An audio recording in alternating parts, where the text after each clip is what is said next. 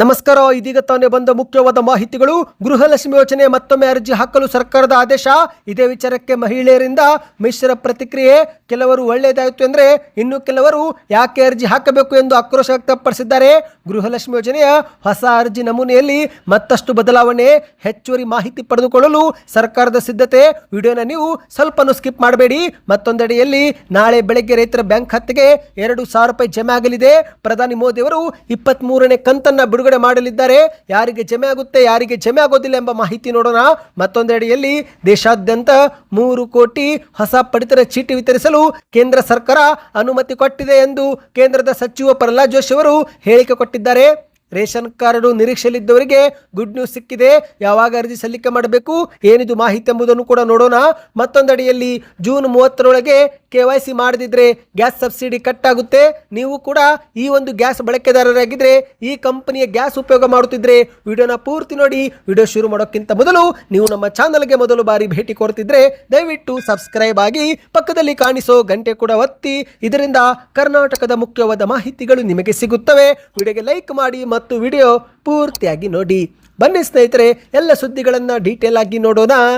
ಈಗಾಗಲೇ ನಿಮಗೆ ಗೊತ್ತಿರುವಂತೆ ಕರ್ನಾಟಕದ ಕಾಂಗ್ರೆಸ್ ಸರ್ಕಾರ 2 ಗ್ಯಾರಂಟಿಗಳ ಪರಿಷ್ಕರಣೆಗೆ ಕೈ ಹಾಕಿದೆ. ಹೌದು, ಗೃಹ ಜ್ಯೋತಿ ಮತ್ತು ಗೃಹಲಕ್ಷ್ಮಿ ಯೋಜನೆ ಫಲಾನುಭವಿಗಳಿಗೆ ಮತ್ತೊಮ್ಮೆ ಅರ್ಜಿ ಹಾಕುವಂತೆ ಸರ್ಕಾರ ಆದೇಶ ಹೊರಡಿಸಿದ್ದು, ಸದ್ಯ ಇದೇ ಆದೇಶಕ್ಕೆ ಮಹಿಳೆಯರಿಂದ ಮಿಶ್ರ ಪ್ರತಿಕ್ರಿಯೆ ವ್ಯಕ್ತವಾಗಿದೆ. ಹೌದು ಗೆಳೆಯರೆ, 2,000 ರೂಪಾಯಿ ನೆರವು ಪಡೆದುಕೊಳ್ಳುತ್ತಿರುವ ಫಲಾನುಭವಿಗಳು ಮತ್ತೊಮ್ಮೆ ಅರ್ಜಿ ಹಾಕಬೇಕು ಎಂದು ಸರ್ಕಾರ ಸೂಚನೆ ಕೊಟ್ಟ ಬೆನ್ನಲ್ಲೇ ರಾಜ್ಯಾದ್ಯಂತ ಕೆಲ ಮಹಿಳೆಯರು ಈ ಒಂದು ಆದೇಶಕ್ಕೆ ಅಸಮಾಧಾನ ವ್ಯಕ್ತಪಡಿಸಿದರೆ, ಕೆಲ ಮಹಿಳೆಯರು ಮಾತ್ರ ಒಳ್ಳೆಯದಾಯಿತು ಎಂದು ಹೇಳಿಕೆ ಕೊಟ್ಟಿದ್ದಾರೆ. ಹೌದು ಗೆಳೆಯರೆ, 2,000 ರೂಪಾಯಿ ಹಣವು ಮೃತಪಟ್ಟವರ ಮತ್ತು ಅನುಮಾನಾಸ್ಪದ ಬ್ಯಾಂಕ್ ಖಾತೆಗೆ ಜಮೆ ಆಗುತ್ತಿದೆ ಎಂದು ಸರ್ಕಾರಕ್ಕೆ ಗೊತ್ತಾಗಿದ್ದು, ಹಾಗಾಗಿ ಸರ್ಕಾರ ಹೊಸ ಅರ್ಜಿ ಸಲ್ಲಿಕೆ ಜೊತೆಗೆ ಬಯೋಮೆಟ್ರಿಕ್ ಪರಿಶೀಲನೆ ಕಡ್ಡಾಯ ಮಾಡಿದೆ.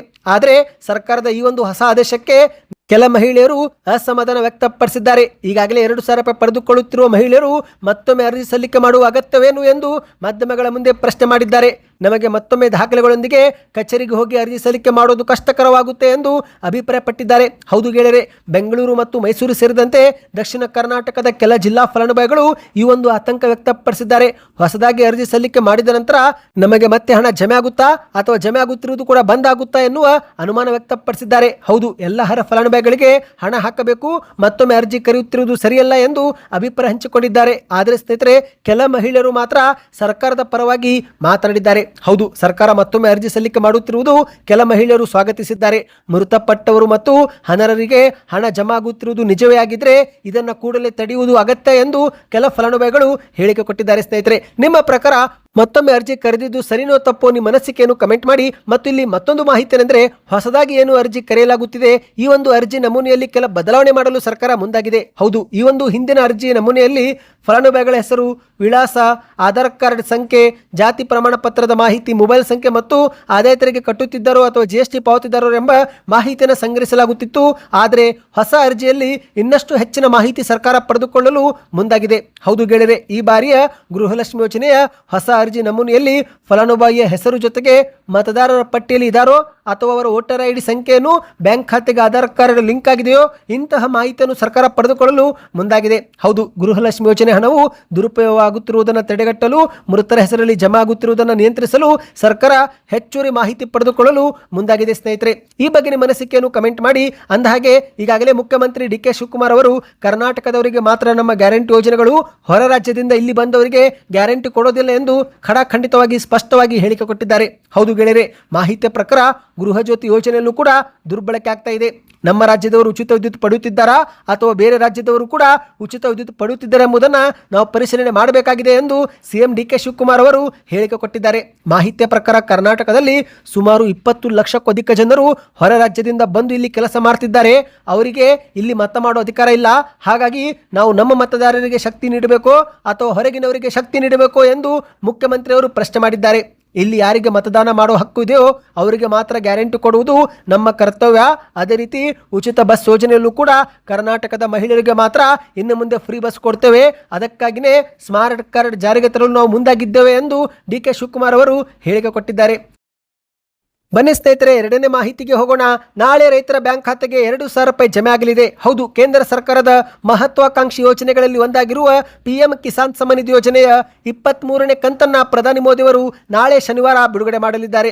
ಈ ಬಾರಿ 9,44,00,000 ರೈತರಿಗೆ ಸುಮಾರು 18,880 ಕೋಟಿ ರೂಪಾಯಿ ಜಮೆ ಮಾಡಲಿದ್ದಾರಂತೆ. ಹೌದು ಗೆಳೆಯರೆ, ಜೂನ್ 20ರಂದು ಶನಿವಾರದಂದು ಪ್ರಧಾನಿ ಮೋದಿ ಅವರು ಪಶ್ಚಿಮ ಬಂಗಾಳದ ಹುಗ್ಲಿ ಜಿಲ್ಲೆಗೆ ಭೇಟಿ ನೀಡುತ್ತಿದ್ದು, ಇದೇ ಒಂದು ಕಾರ್ಯಕ್ರಮದ ವೇದಿಕೆಯಿಂದ ಕಿಸಾನ್ ಸಮ್ಮಾನ್ ನಿಧಿ ಯೋಜನೆ ಹಣವನ್ನು ಡಿಜಿಟಲ್ ಮೂಲಕ ಬಿಡುಗಡೆ ಮಾಡಲಿದ್ದಾರೆ. ಅಂದ್ರೆ ಒಂದು ಬಟನ್ ಒತ್ತುವ ಮೂಲಕ 9,44,00,000 ರೈತರ ಬ್ಯಾಂಕ್ ಖಾತೆಗೆ ಹಣವನ್ನು ವರ್ಗಾವಣೆ ಮಾಡಲಿದ್ದಾರೆ. ವಿಶೇಷವಾಗಿ ಸ್ನೇಹಿತರೆ, ಪಶ್ಚಿಮ ಬಂಗಾಳ ಒಂದರಲ್ಲೇ 45 ಲಕ್ಷ ರೈತರ ಬ್ಯಾಂಕ್ ಖಾತೆಗಳಿಗೆ 907 ಕೋಟಿ ರೂಪಾಯಿ ವರ್ಗಾವಣೆ ಆಗಲಿದೆ ಎಂದು ಮಾಹಿತಿ ಲಭ್ಯವಾಗಿದೆ. ಅಂದಹಾಗೆ ಈ ಬಾರಿ ಒಂದು ವಿಶೇಷವೇನೆಂದರೆ, ಕೇವಲ ಕೃಷಿಯೋಗ್ಯ ಭೂಮಿ ಹೊಂದಿರುವ ರೈತರಿಗೆ ಮತ್ತು KYC ಮಾಡಿಕೊಂಡ ರೈತರಿಗೆ ಹಣ ಜಮಾವಾಗಲಿದೆ. ಹೌದು, PM ಕಿಸಾನ್ ಸಮ್ಮಾನ್ ನಿಧಿ ಯೋಜನೆಯು ಕೂಡ ಅನರ್ಹರಿಗೆ ಜಮೆ ಆಗುತ್ತಿದ್ದು, ಹಾಗಾಗಿ ಸರ್ಕಾರ ಯಾವೆಲ್ಲ ರೈತರ ಕೃಷಿಯೋಗ್ಯ ಭೂಮಿ ಹೊಂದಿದ್ದಾರೋ ಅಂತಹ ರೈತರಿಗೆ ಹಣವನ್ನು ಜಮೆ ಮಾಡಲಿದ್ದಾರೆ. ನೀವು ಕೂಡ ಏನಾದರೂ PM ಕಿಸಾನ್ ಸಮ್ಮಾನ್ ನಿಧಿ ಯೋಜನೆಯ ಫಲಾನುಭವಿಗಳಾಗಿದ್ದರೆ ಒಂದು ಬಾರಿ ಕಿಸಾನ್ ಸಮ್ಮಾನ್ ವೆಬ್ಸೈಟ್ಗೆ ಭೇಟಿ ಕೊಟ್ಟು KYC ಪ್ರಕ್ರಿಯೆ ಪೂರ್ತಿ ಮಾಡಿಕೊಳ್ಳಿ. ಅದೇ ರೀತಿ ಸ್ನೇಹಿತರೆ, ಕಳೆದ ಮಾರ್ಚ್ ತಿಂಗಳಲ್ಲಿ ನಿಮಗೆ 22ನೇ ಕಂತು ಜಮಾ ಆಗಿತ್ತಾ? ಅದು ಜಮಾ ಆಗಿದ್ರೆ 23ನೇ ಕಂತು ಕೂಡ ಜಮೆ ಆಗುವ ಸಾಧ್ಯತೆ ಇದೆ. ಆದರೆ ಎಲ್ಲ ರೈತರು ಕಡ್ಡಾಯವಾಗಿ ಆಧಾರ್ ಕಾರ್ಡ್ಗೆ ಬ್ಯಾಂಕ್ ಖಾತೆ ಲಿಂಕ್ ಮಾಡುವ ಜೊತೆಗೆ PM ಕಿಸಾನ್ ಸಮ್ಮಾನ್ ವೆಬ್ಸೈಟ್ಗೆ ಭೇಟಿ ಕೊಟ್ಟು KYC ಪ್ರಕ್ರಿಯೆ ಕೂಡ ಪೂರ್ತಿ ಮಾಡಿಕೊಳ್ಳಿ. ಈ ಬಗ್ಗೆ ಇನ್ನಷ್ಟು ಮಾಹಿತಿ ಬೇಕಂದ್ರೆ ಕಮೆಂಟ್ ನಲ್ಲಿ ಕಿಸಾನ್ ಸಮ್ಮಾನ್ ಎಂದು ಕಮೆಂಟ್ ಮಾಡಿ. ಬನ್ನಿ ಮತ್ತೊಂದು ಮಾಹಿತಿಗೆ ಹೋಗೋಣ. ರೇಷನ್ ಕಾರ್ಡ್ ನಿರೀಕ್ಷೆಯಲ್ಲಿದ್ದವರಿಗೆ ಕೇಂದ್ರ ಸರ್ಕಾರ ಗುಡ್ ನ್ಯೂಸ್ ಕೊಟ್ಟಿದೆ. ಹೌದು, ಅರ್ಹ ಫಲಾನುಭವಿಗಳಿಗೆ ಸುಮಾರು 3 ಕೋಟಿಗೂ ಹೆಚ್ಚುವರಿ ಪಡಿತರ ಚೀಟಿ ವಿತರಿಸಲು ಕೇಂದ್ರ ಸರ್ಕಾರ ಅನುಮತಿ ಕೊಟ್ಟಿದೆ ಎಂದು ಪ್ರಹ್ಲಾದ್ ಜೋಶಿ ಅವರು ನವದೆಹಲಿಯಲ್ಲಿ ಮಾಧ್ಯಮಗಳ ಮುಂದೆ ಮಾಹಿತಿ ಕೊಟ್ಟಿದ್ದಾರೆ. ಹೌದು, ಸಾಫ್ಟ್ವೇರ್ ಹೌಸಿಂಗ್ ವ್ಯವಸ್ಥೆ ಉದ್ಘಾಟಿಸಿ ಮಾಧ್ಯಮಗಳ ಮುಂದೆ ಮಾತನಾಡಿದಂತ ಪ್ರಹ್ಲಾದ್ ಜೋಶಿ ಅವರು, ಕೆಲ ರಾಜ್ಯ ಸರ್ಕಾರ ಇದುವರೆಗೆ 2,21,00,000ಕ್ಕೂ ಅಧಿಕ ಅನರ್ಹ ಪಡಿತರ ಚೀಟಿಯನ್ನ ರದ್ದು ಮಾಡಿದೆ. ಈ ಪ್ರಕ್ರಿಯೆ ಆದ ಬಳಿಕ ಈಗ ಅರ್ಹ ಫಲಾನುಭವಿಗಳಿಗೆ ಕೇಂದ್ರ ಸರ್ಕಾರ 3 ಕೋಟಿಗೂ ಹೆಚ್ಚುವರಿ ಪಡಿತರ ಚೀಟಿ ವಿತರಿಸಲು ಅನುಮತಿ ಕೊಟ್ಟಿದೆ ಎಂದು ಮಾಹಿತಿಯನ್ನು ಕೊಟ್ಟಿದ್ದಾರೆ. ಹೌದು, ಈ ಒಂದು ಹಿಂದೆ ಕೇಂದ್ರದ ಆಹಾರ ಸಚಿವಾಲಯವು ದೇಶಾದ್ಯಂತ ಮೃತಪಟ್ಟ ವ್ಯಕ್ತಿಗಳು, ಆದಾಯ ತೆರಿಗೆ ಪಾವತಿ ಮಾಡುತ್ತಿರುವವರು, 4 ಚಕ್ರದ ವಾಹನ ಹೊಂದಿರುವವರು ಸೇರಿದಂತೆ ಒಟ್ಟು ಸುಮಾರು 8,51,00,000 ಅನರ್ಹರನ್ನು ಗುರುತಿಸಿ ಪಟ್ಟಿ ಮಾಡಿ ಎಲ್ಲ ರಾಜ್ಯಗಳಿಗೆ ಕಳುಹಿಸಿತ್ತು. ಅದರಂತೆ ಆಯಾ ರಾಜ್ಯಗಳು ಫಲಾನುಭವಿಗಳ ಪಟ್ಟಿಯನ್ನ ಅಲ್ಲಿಂದ ಅನರ್ಹರನ್ನ ಹೊರಗಿಟ್ಟಿದ್ದು, ಇದೀಗ ಮತ್ತೊಮ್ಮೆ ಅರ್ಹರಿಗೆ ಆ ಒಂದು ಪಟ್ಟಿಗೆ ಸೇರಿಸಲು ಕೇಂದ್ರ ಸರ್ಕಾರ ಅನುಮತಿ ಕೊಟ್ಟಿದೆ ಎಂದು ಮಾಹಿತಿ ಕೊಟ್ಟಿದ್ದಾರೆ. ಹೌದು ಗೆಳೆಯರೆ, ಇಂದಿನ ದಿನಗಳಲ್ಲಿ BPL ಕಾರ್ಡ್ ಇದ್ದರೆ ಮಾತ್ರ ರಾಜ್ಯ ಮತ್ತು ಕೇಂದ್ರ ಸರ್ಕಾರದ ಯೋಜನೆಗಳು ಪಡೆದುಕೊಳ್ಳಲು ಸಾಧ್ಯವಾಗುತ್ತೆ. ನೀವು ಬಡತನ ರೇಖೆಗಿಂತ ಕೆಳಗಿದ್ರೂ ಕೂಡ ನಿಮ್ಮ ಹತ್ತಿರ BPL ಕಾರ್ಡ್ ಇಲ್ಲವೆಂದರೆ ಆಗ ನಿಮಗೆ ಸರ್ಕಾರದ ಯೋಜನೆಗಳು ಸಿಗೋದಿಲ್ಲ. ಹಾಗಾಗಿ ಎಷ್ಟೋ ಜನರು ರೇಷನ್ ಕಾರ್ಡ್ ಯಾವಾಗ ಅರ್ಜಿ ಹಾಕಬೇಕು ಎಂದು ಕಾದು ಕುಳಿತಿದ್ದು, ಅಂತವರಿಗೆ ಕೇಂದ್ರ ಸರ್ಕಾರ ಈಗ ಸಿಹಿ ಸುದ್ದಿ ಕೊಡಲು ಮುಂದಾಗಿದೆ. ಶೀಘ್ರವೇ ಮತ್ತೊಮ್ಮೆ ಹೊಸದಾಗಿ BPL ಪಡಿತರ ಚೀಟಿಗೆ ಅರ್ಜಿ ಸಲ್ಲಿಕೆ ಶುರುವಾಗಲಿದೆ. ಆ ಬಗ್ಗೆ ಮಾಹಿತಿ ಬಂದ ಕೂಡಲೇ ವಿಡಿಯೋ ಮಾಡಿಕೊಂಡು ಬರುತ್ತೇವೆ. ಬನ್ನಿ ಗೆಳೆಯರೆ, ಕೊನೆಯ ಮಾಹಿತಿಗೆ ಹೋಗೋಣ. ಜೂನ್ 30 ಕೊನೆ ದಿನಾಂಕ. ಹೌದು, ಜೂನ್ 30ರೊಳಗೆ KYC ಮಾಡದಿದ್ರೆ ನಿಮಗೆ ಗ್ಯಾಸ್ ಸಬ್ಸಿಡಿ ಸಿಗೋದಿಲ್ಲ. ವಿಶೇಷವಾಗಿ ಸ್ನೇಹಿತರೆ, Bharat gas, Indian gas, HP gas ಬಳಕೆದಾರರು KYC ಮಾಡಿಕೊಳ್ಳಬೇಕು ಎಂದು ಸೂಚಿಸಲಾಗಿದೆ. ಈಗಾಗಲೇ ಎಲ್ಲ ಗ್ರಾಹಕರ ಮೊಬೈಲ್ಗೂ KYC ಮಾಡಿಕೊಳ್ಳಿ ಎನ್ನುವ ಸಂದೇಶ ಕಳುಹಿಸಲಾಗಿದೆ. ಹೌದು, ನೀವೇನಾದರೂ ಸ್ನೇಹಿತರೆ ಗ್ಯಾಸ್ ಸಬ್ಸಿಡಿ ಮಾಡಿಕೊಂಡಿಲ್ಲವೆಂದರೆ ಜೂನ್ 30ರೊಳಗೆ KYC ಮಾಡದೆ ಹೋದರೆ ಆಗ ಜುಲೈ 1ರಿಂದ ಸಬ್ಸಿಡಿ ಪ್ರಯೋಜನಗಳು ಸ್ಥಗಿತಗೊಳ್ಳಬಹುದು. ಗ್ಯಾಸ್ ಸಿಲಿಂಡರ್ ದುರ್ಬಳಕೆ ತಡೆಗಟ್ಟುವ ನಿಟ್ಟಿನಲ್ಲಿ ಕೇಂದ್ರ ಸರ್ಕಾರ ಎಲ್ಲ ಗ್ಯಾಸ್ ಕಂಪನಿಗಳಿಗೆ ಆಯಾ ಗ್ರಾಹಕರಿಗೆ KYC ಮಾಡಿಕೊಳ್ಳುವಂತೆ ಸೂಚಿಸಿ ಎಂದು ಸಲಹೆ ಕೊಟ್ಟಿದೆ. ಹಾಗಾಗಿ ಸ್ನೇಹಿತರೆ, ನೀವೇನಾದರೂ ಇಂಡಿಯನ್, ಭಾರತ್ ಅಥವಾ HP ಗ್ಯಾಸ್ ಬಳಕೆದಾರರಾಗಿದ್ದರೆ KYC ಪ್ರಕ್ರಿಯೆ ಪೂರ್ತಿ ಮಾಡಿಕೊಳ್ಳಿ. ಮನೆಯಲ್ಲೂ ಕುಳಿತು ಕೂಡ KYC ಮಾಡಬಹುದು ಸ್ನೇಹಿತರೆ. ಹೌದು, HP ಗ್ಯಾಸ್ ಬಳಕೆದಾರರು ನಿಮ್ಮ ಸ್ಮಾರ್ಟ್ ಫೋನ್ನಲ್ಲಿ HP ಪೇ ಎಂಬ ಅಪ್ಲಿಕೇಶನ್ ಡೌನ್ಲೋಡ್ ಮಾಡಿಕೊಂಡು KYC ಮಾಡಬಹುದು. ಒಂದೊಮ್ಮೆ ಇಂಡಿಯನ್ ಗ್ಯಾಸ್ ಬಳಕೆದಾರರಾಗಿದ್ದರೆ ಇಂಡಿಯನ್ ಆಯಿಲ್ ಒನ್ ಆ್ಯಪ್ ಎನ್ನುವ ಅಪ್ಲಿಕೇಶನ್ ಡೌನ್ಲೋಡ್ ಮಾಡಿಕೊಂಡು KYC ಮಾಡಬಹುದು. ಒಂದೊಮ್ಮೆ ಭಾರತ್ ಗ್ಯಾಸ್ ಬಳಕೆದಾರರಾಗಿದ್ದರೆ ಆಗ ಗೂಗಲ್ ಪ್ಲೇಸ್ಟೋರ್ನಿಂದ ಹೆಲೋ BPCL ಎನ್ನುವ ಅಪ್ಲಿಕೇಶನ್ ಡೌನ್ಲೋಡ್ ಮಾಡಿಕೊಂಡು ಈ ಒಂದು KYC ಪ್ರಕ್ರಿಯೆ ಪೂರ್ತಿ ಮಾಡಬಹುದು. ಈ ಬಗ್ಗೆ ನಾನು ಮಾಹಿತಿಯನ್ನು ಡಿಸ್ಕ್ರಿಪ್ಷನ್ ಬಾಕ್ಸ್ನಲ್ಲಿ ಕೊಟ್ಟಿದ್ದೇನೆ ಸ್ನೇಹಿತರೆ. ನೀವೇನಾದರೂ ಕೇಂದ್ರ ಸರ್ಕಾರದ ಉಜ್ವಲ ಯೋಜನೆ ಸೇರಿದಂತೆ ಇತರೆ ಸಬ್ಸಿಡಿ ಪಡೆಯುವ ಗ್ರಾಹಕರಾಗಿದ್ದರೆ ಕೂಡಲೇ ಈ ಒಂದು ವೆರಿಫಿಕೇಶನ್ KYC ಮಾಡಿಕೊಳ್ಳುವುದು ಕಡ್ಡಾಯವಾಗಿದೆ ಸ್ನೇಹಿತರೆ. ಹೆಚ್ಚಿನ ಮಾಹಿತಿಗಾಗಿ ಚಾನಲ್ಗೆ ಸಬ್ಸ್ಕ್ರೈಬ್ ಮಾಡಿಕೊಳ್ಳಿ. ವಿಡಿಯೋ ಹೇಗೆ ಅನಿಸ್ತು ಕಮೆಂಟ್ ಮಾಡಿ, ಲೈಕ್ ಮಾಡಿ, ಶೇರ್ ಮಾಡಿ.